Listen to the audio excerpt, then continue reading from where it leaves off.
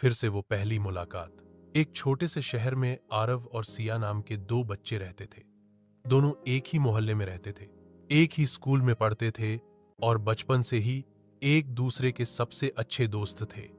आरव को सिया की मासूम मुस्कान बहुत पसंद थी और सिया को आरव की हर बात में छुपा अपनापन भाता था।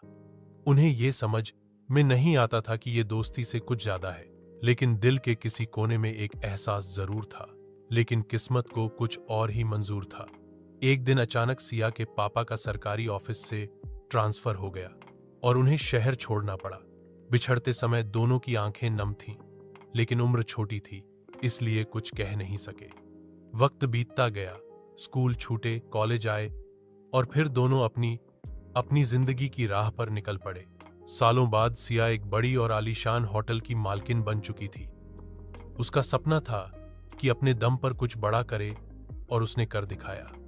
वहीं आरव ने डॉक्टर बनने का सपना बचपन से देखा था और मेहनत से एक नामी हॉस्पिटल का प्रमुख कार्डियोलॉजिस्ट बन गया था।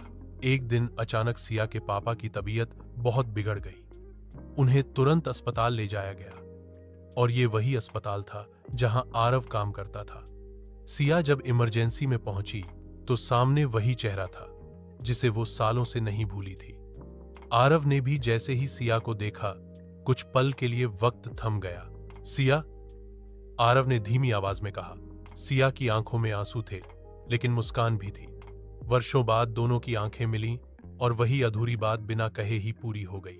आरव ने पूरी जिम्मेदारी से सिया के पापा का इलाज किया। कुछ ही हफ्तों में वो पूरी तरह ठीक हो गए। इस दौरान सिया और आरव का रिश्ता फिर से गहराने लगा। अब वो सिर्फ बचपन की यादें नहीं थीं, अब वो साथ जीने का वादा था।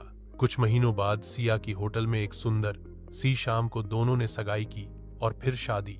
अब वो अधूरी कहानी एक नई शुरुआत बन गई।